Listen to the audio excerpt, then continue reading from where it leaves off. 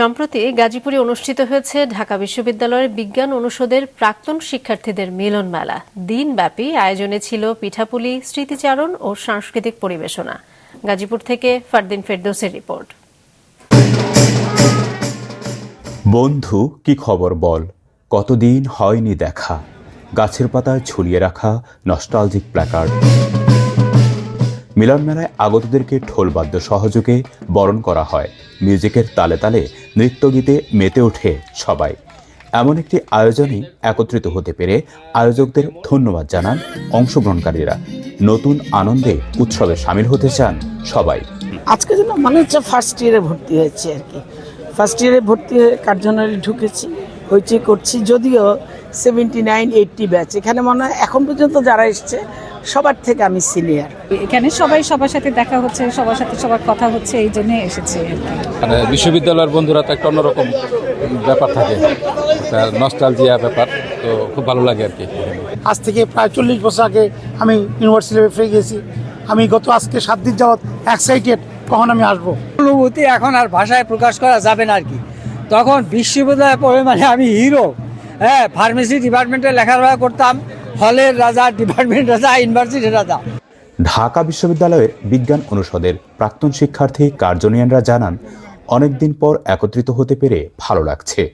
বয়স ব্যাচ ভুলে সবাই মিলেছেন বন্ধুত্বের বন্ধনে। আজকে আমরা সবাই যেন চলে গেছি ঢাকা বিশ্ববিদ্যালয়ের সেই লাল দালানের প্রিয় প্রাঙ্গণে। নস্টালজিক দিনগুলোর কথা, স্মৃতি এ নিয়ে আমরা আজকে খাওয়া দাওয়া সব কিছু মিলে একটা অসাধারণ অনুভূতি বলতে পারি। many seniors, academic professionals and scientists as well as আমাদের অনেক সিনিয়র ব্রাদার।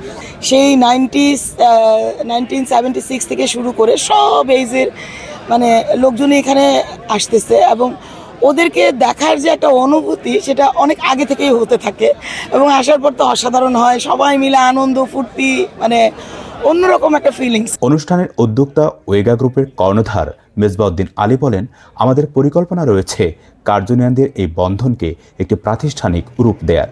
আয়োজনের এই ধারাবাহিকতা চলমান থাকবে বলেও জানান তিনি।